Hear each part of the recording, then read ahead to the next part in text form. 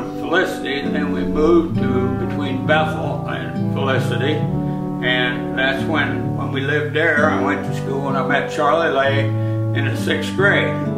There's Charlie, vice president of the class, and I was treasurer. There's Charlie. Most of the fellows at my grade were 18 years old, and I was 16. So Charlie and the other fellows left, all except the guy with the one eye, Bobby Day. They didn't take him. They all left and went off to service.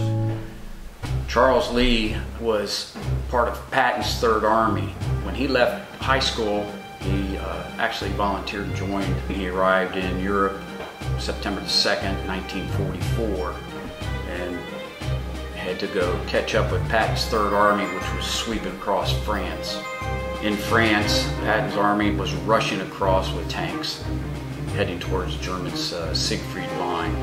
A German 20mm shell killed the artillery officer and destroyed the radio when Charlie arrived, and the company commander asked him to go back to headquarters and get a new observer and radio. So Charlie said, yeah, I'll try it. So he successfully got back through the line and got a lieutenant, and I think he got a radio man and a radio. They were going back through the lines to get to where they were going, and they got captured. And therein was Charlie's beginning of turmoil. Charlie was then put on a train and sent through several German POW camps, mainly Stalags, which were run by the Air Force. As they were riding in the train towards one of the Stalags, the formation of P-51 fighter jets, which were American planes, started to swoop down to strafe the train. Charlie and all the other guys started waving flags.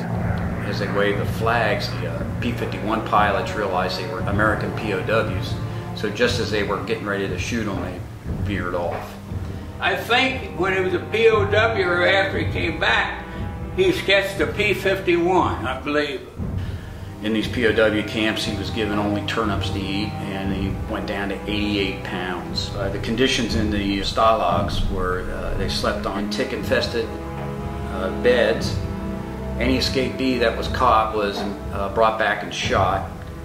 And all POWs had to wear old German uniforms. Their uniforms had been taken and given to the German army to use in the Battle of the Bulge. At one of the Stalag up above Berlin towards the Elbe River, a Me-262 had fallen off the runway. And this was the Germans' new jet fighter plane. If they had enough of them, they could have destroyed our whole Air Force because they were so fast. One of them had fallen off the runway, so all the POWs had to get out and push it back up onto the concrete runway.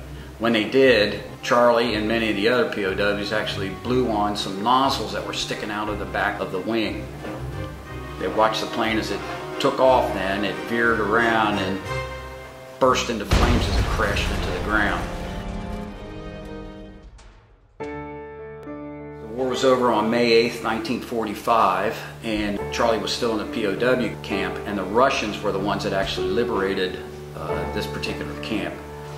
A second lieutenant then came up from the American Army, came across the river and told the Russians he was taking all the POWs back because they were American. So I was standing at a bus stop waiting. It was on a Sunday, and the bus rolled up. And I started to walk toward the bus, and somebody out of the back of the bus yells, Roy, where are you going? Well, I'm going to town to get something to eat. I can't stand this chow. Oh, come on, go with me, Roy. They're trying to fatten me up. I went down to 87 pounds.